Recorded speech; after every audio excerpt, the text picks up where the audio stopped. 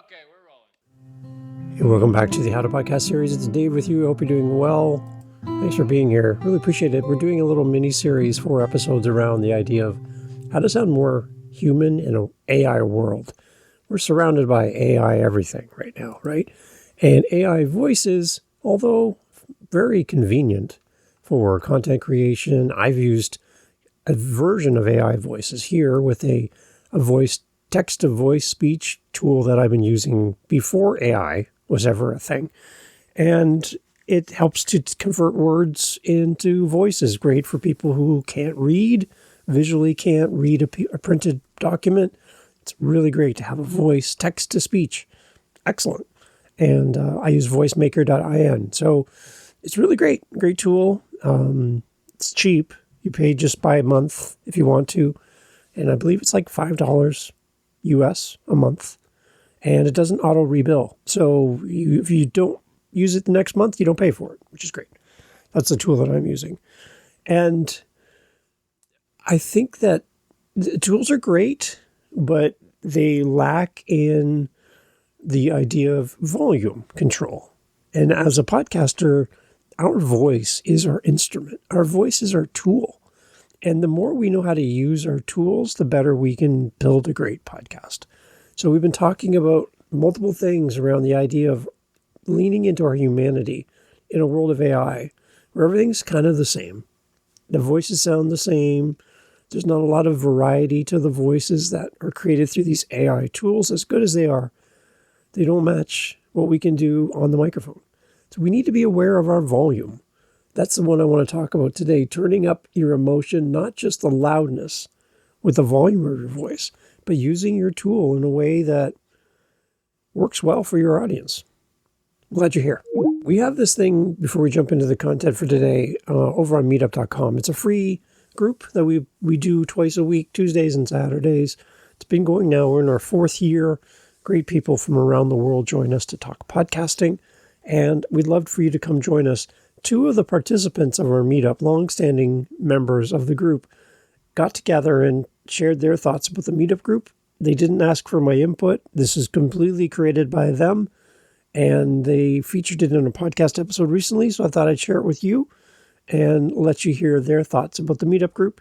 I could tell you all about it. I'm a little biased because it's my group and I created it for podcasters, but to hear this kind of feedback is great. So this is Dave Beckmeyer from California and Bill Monty from Florida talking about our meetup group that's available for you anytime you want, and it's free. But here are their thoughts about podcasting and our podcast meetup, which you can find at howtopodcast.ca. Here's Dave and Bill.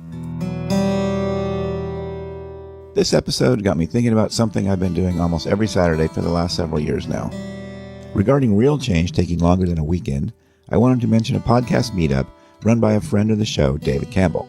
Rather than have Dave do a promo about it himself, I spoke with a fellow member of the group, Bill Monty. I was so lucky to just stumble upon Dave's meetings. The first meeting, I knew this was different than other groups I had belonged to. First off, the other groups I had to pay to be in. And sometimes I was completely ignored, never asked a question or even acknowledged that I was part of a little 5-person group. And so this became something very different for me. And really it was someone tossing me a lifeline, because at that point I was just thinking about giving up podcasting. Dave uses the word community a lot, and that's exactly what we've built. We've built this little podcasting community of people who actually care for each other. There's no judgment. There's no sales. It's a great place to learn, and it's a great place to feel safe. If you're looking for a podcast community that feels more like a long-term conversation than a weekend transformation, the easiest way to join is visit Dave's site, howtopodcast.ca, and scroll down to the meetup. It's free, and honestly, it's one of the few podcast groups I keep coming back to. Thanks, Dave. Thanks, Bill. And if you want to meet these 2 amazing human beings, come to our meetup anytime. We'd love to have you there. Completely free, no funnel, no sales, nothing like that. And a supportive community that cares about you as a podcaster. You shouldn't podcast alone. Really. You should podcast in community. If you don't have one, or you're not happy with the community you're in, please come kick the tires and check out what we do on our meetup group twice a week. Happy to have you there.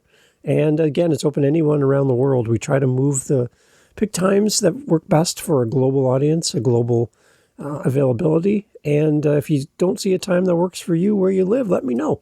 Maybe we can add more. I'd love to serve you as a podcaster and help you to build community around what you do. howtopodcast.ca. Click the link. It's right there for our meetup group. We'll be waiting for you.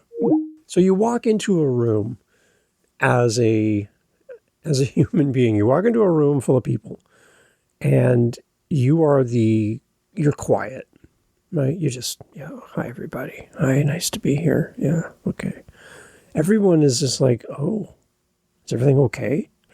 Like, what's wrong? Are you all right? Like, can I get you a glass of water? What's happening? Did something happen?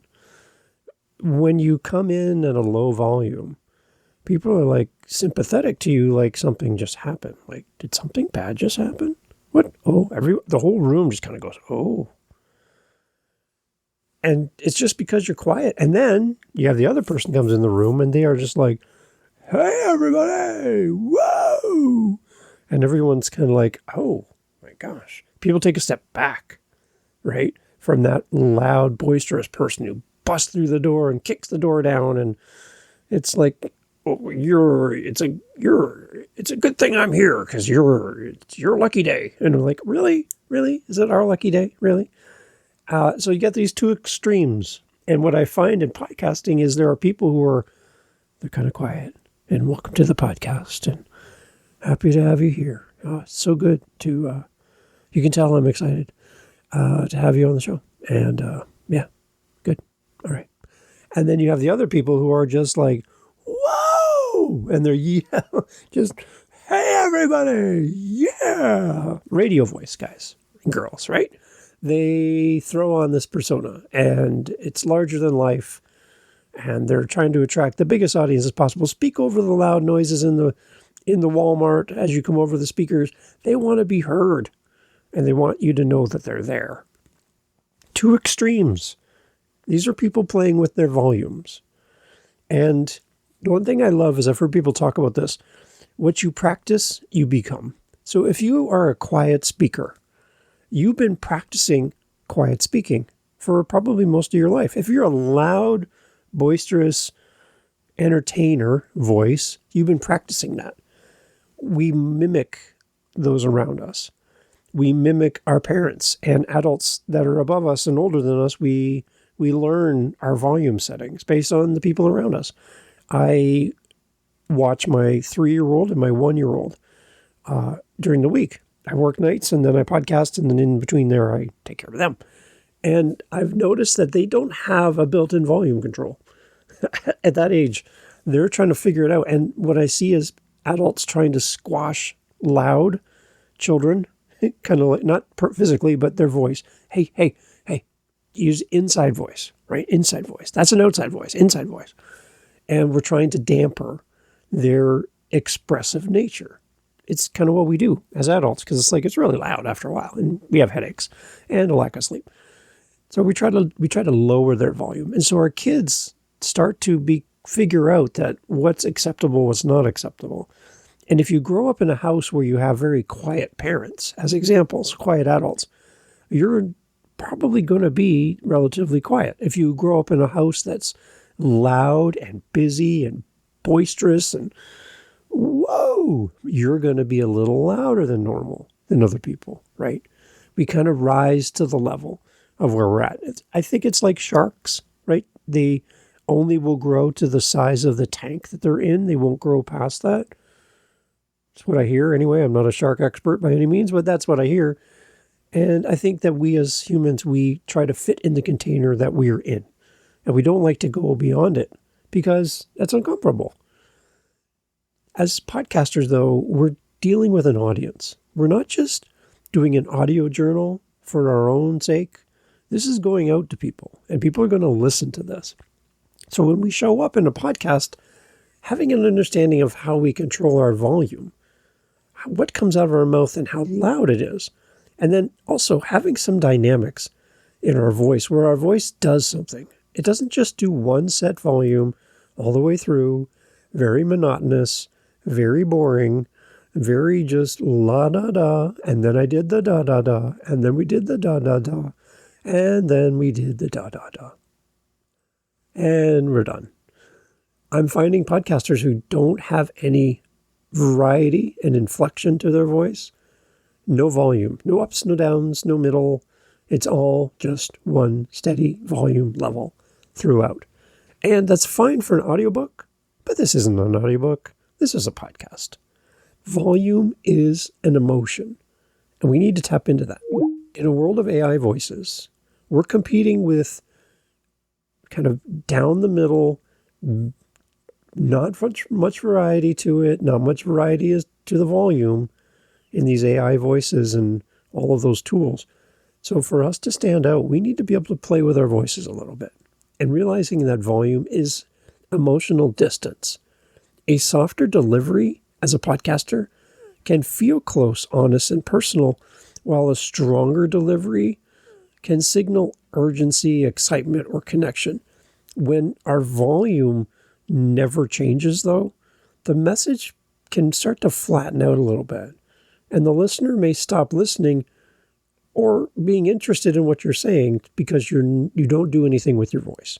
It's just one volume, one cadence, no variety, no inflection. Your voice goes nowhere different. Doesn't go up, doesn't go down, doesn't get louder, doesn't get softer. And by not doing that, people start to zone out, and they're like, I forget the last 5 sentences from your show because I don't even mind paying attention anymore. You're just background noise at this point. For podcasters, I think we need to lean into our volume control because it helps to support what we're saying. Not just loudness for the sake of being loud, but a constant level can be clean, but it can also become invisible because the ear stops being guided by contrast. Our ears are tuned to changes. When something changes, we perk up. Think of a band. The band's playing a song, and all of a sudden, all the instruments drop out, and it's just the drums. What did the crowd do?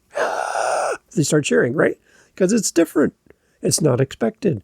And then the band builds back in, all the instruments come back in, and then they're back to where they were. Or a song that starts quiet and gets louder. Or a song that starts slow and gets faster. All of these things are variety, right? And anything we can do in our podcast that leans into the musical sense of her voice, including volume, is going to help. So why do flat volume podcast episodes fall short? Why is that happening? As a podcaster, there's a tendency to set it and forget it, right? Volume often makes a show feel like it's being read to us rather than being lived in front of us.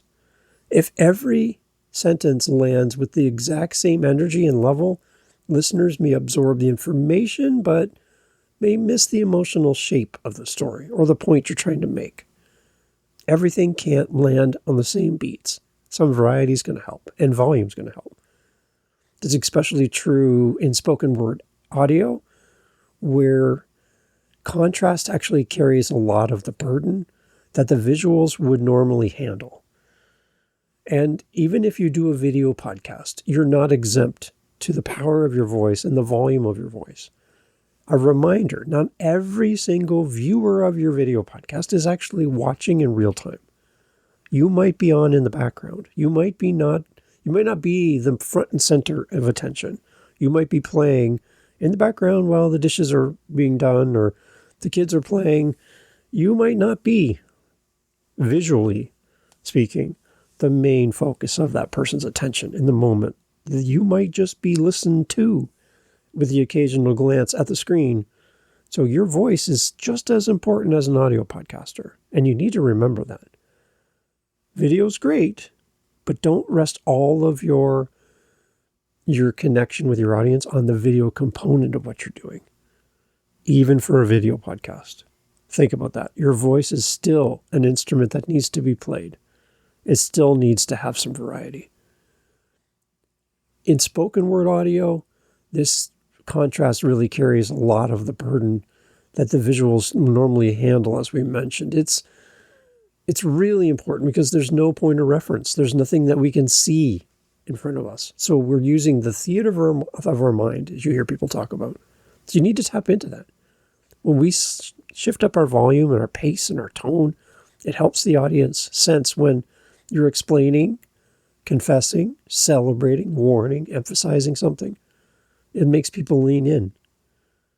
So volume is really important. There's also parts of what we do as podcasters where quiet moments really matter in our presentation on our show. So for all you loud podcasters out there, you might want to lean into some more quiet moments within your podcast as a balance out for your bombastic, loud persona. Some quiet moments might actually benefit you and your audience as well. When we tap into our quieter side, it's powerful because it invites the listener to lean in. And it says to your audience that this moment really matters because it's different than everything else we've done. Maybe you're being a little bit more vulnerable. You're telling a very personal story. You're being reflective in the moment. You're confessing to something. You're trying to build a connection point with your audience. And when you slow down, people lean in. It just happens naturally. This well-placed, softer moment can also reset people's attention. After a long section of really deep information, this is a great break between sections into the next thought. Instead of sounding weak, it can actually be intentional. And it can really develop that intimacy that we as podcasters are longing for with our audience. Don't be afraid of the quiet moments. Don't be afraid to do something that's out of character for somebody who's loud and boisterous, because your audience might be really excited to see a different side of you and hear a different side of you when you lean into those quieter moments. It's okay to lean into the quieter moments, but for you quiet people, you need to turn it up a little bit. Loud moments they actually matter as well. Louder bursts work best when they're used sparingly. Celebration, outrage, surprise, major emphasis can be handled through a louder volume to what you do. It's a stronger vocal push. But if every important line is delivered in the exact same way, then nothing stands out anymore. There's no variety. There's no ups and downs, ebbs and flows, right? Think of your louder volume as more of an accent mark, not a default setting. When it's used well, it gives the listener a clear signal that this is a moment to pay attention to. So lean into those louder moments. Your audience is going to be like, well, that's different. I'm not normally hearing my podcaster talk like that. If you're going to get loud, just a word of caution. Don't yell on your microphone. Please. Your microphone is a tool. Watch any really great singer, like your Ariana Grandes, your Bruno Mars, any of those people. Keith Urban, on, anybody you think of. When they're ready to go somewhere loud, they typically turn their head away from their mic, not into the mic. Because if they go into the mic and they go into the louder range, it's going to blow everybody away. So they're purposely self-editing themselves in real time, and they'll turn their head to the side, they'll pull their mic away from their mouth, further down from them, and sing the loud part, and then bring the mic back up for the lower part. They're actually doing the work of the sound engineer at the sound booth at the other end of the room. They're doing it for them, because they're already anticipating where they're going to get loud and where they're going to get soft. So if you're going to yell, please don't yell on your mic. It's just rude. Remember, people are listening with earbuds. They're listening in the car.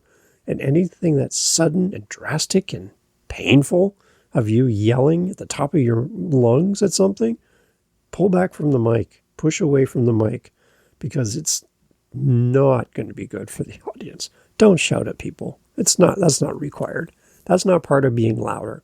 If you get louder, just simply give your audience the opportunity to be able to absorb what you're saying and slow down a little bit as well. Better microphone technique helps you to preserve your control. Stay aware of your distance at all time, the angle of the microphone to your mouth, how your gain on your recording software. As I'm recording on Audacity right now, it's a free program I use for my show to record my podcast. I can see a meter, and it's all green. If I get really, really loud, it starts getting yellow, and then it gets red. And when it gets red, it's too much, way too much. And it's going to distort my voice, and it's going to be not pleasing for my audience. So I just keep it where the levels are common and good, and that's where I do my show.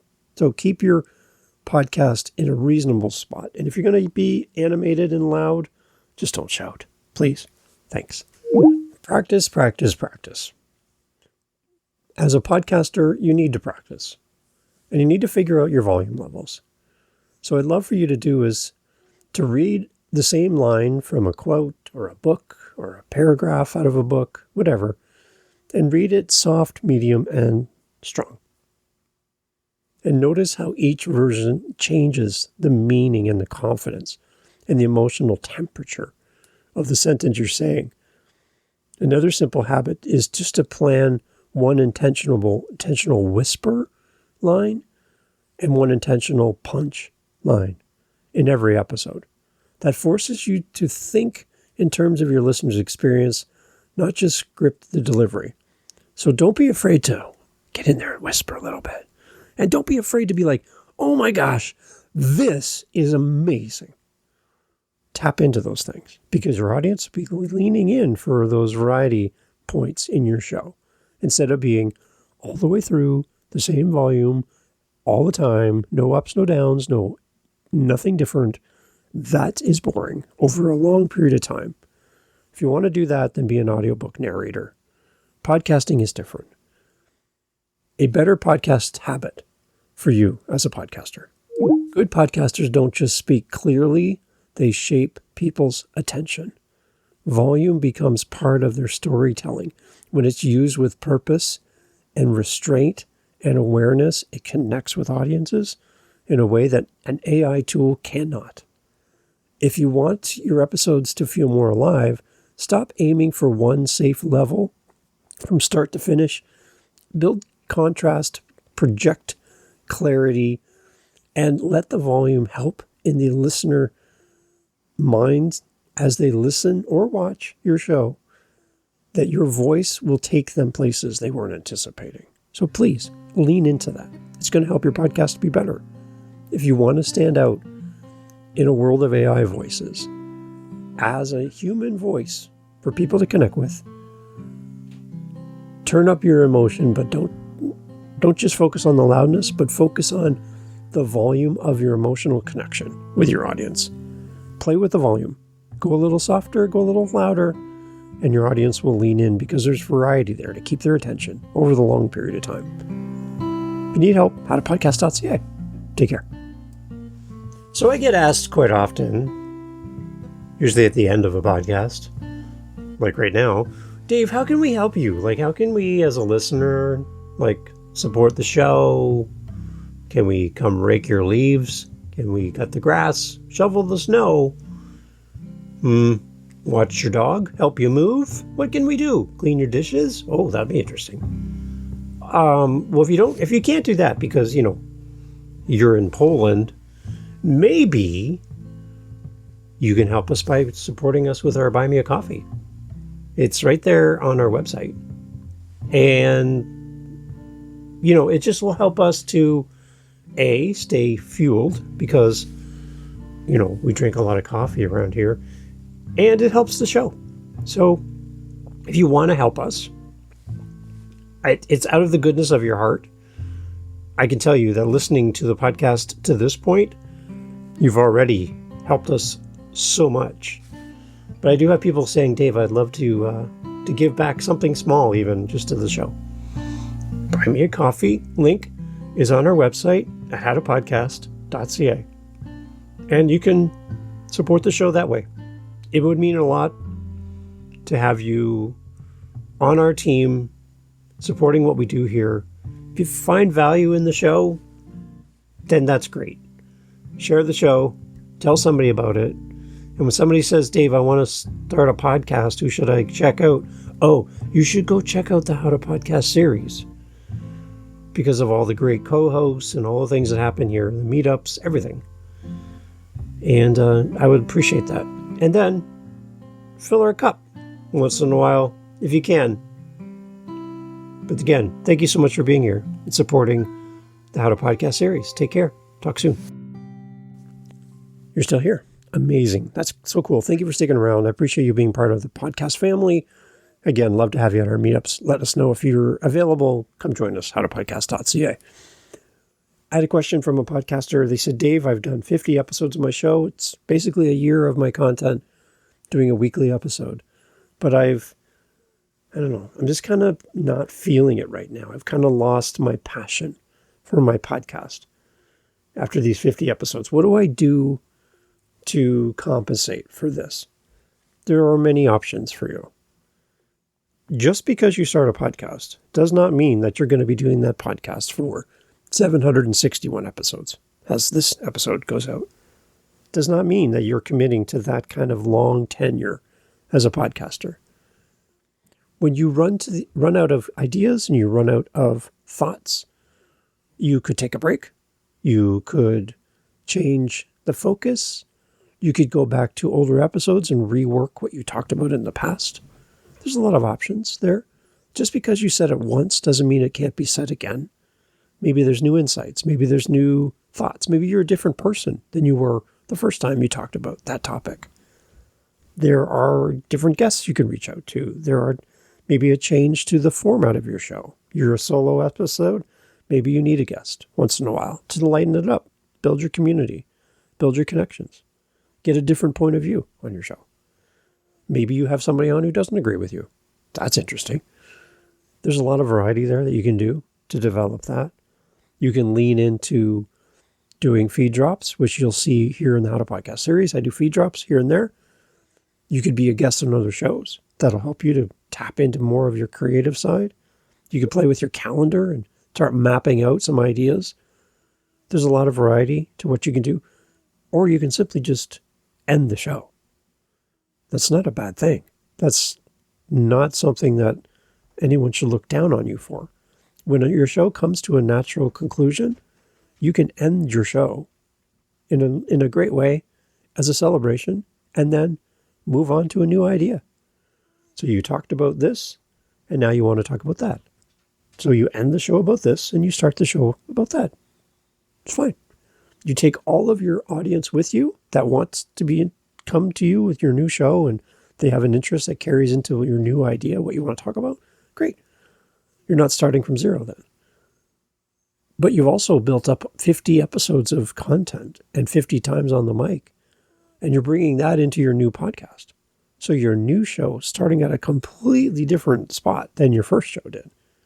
You're bringing all of that mic time with you. So you're a different person. You're going to get different results. So don't feel like you have to keep a show going because you started a show. If you get to 50 episodes and you're like, I think I'm done, then wrap it up, celebrate the closing of your show, and move on. Authors have books that have beginnings, middles, and ends. And no author laments the idea that their book is done. They publish it, then they go start a new book. Or they write one book and never write another book again. They're a published author. The moment that book goes out, and you're a podcaster. After one episode, after 50 episodes, after 761 episodes, you're a podcaster. And what you do from here is completely up to you. So if you want to walk through some options for you at that 50 episode mark, for example, or wherever you're at, howtopodcast.ca, virtual coffee, you and I can get together, chat about your show, and maybe we can come up with a plan. How to keep it going, how to give it new life, or how to end it gracefully and move on to something else. It's up to you. howtopodcast.ca. Reach out anytime. Love to help. Thanks for listening. See you tomorrow.